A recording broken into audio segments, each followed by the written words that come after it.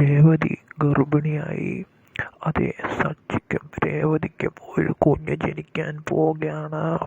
ഈ സന്തോഷ വാർത്ത അറിയുന്ന സച്ചി രേവതിയെ കെട്ടിപ്പിടിച്ച് കവിളിലും ചുണ്ടിലും ഉമ്മ കൊടുത്തുകൊണ്ട് സന്തോഷം കൊണ്ട് വീട്ടുകാരുടെ മുൻപിൽ വെച്ച് എടുത്തുയർത്തി സന്തോഷം പങ്കുവെക്കാൻ കഴിയാത്ത വിധം സന്തോഷിക്കുകയാണ്, ആർമാദിക്കുന്നു സച്ചി.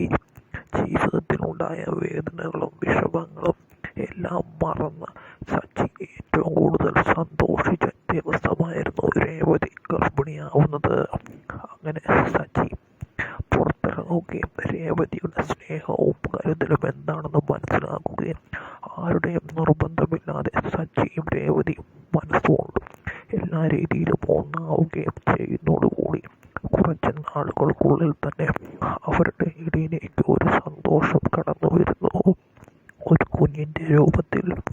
അതേ, രേവതി ഗർഭിണിയാവുകയും സച്ചി ഒരു അച്ഛനാവുകയും രേവതി ഒരു അമ്മയാവുകയും ചെയ്യുന്നു.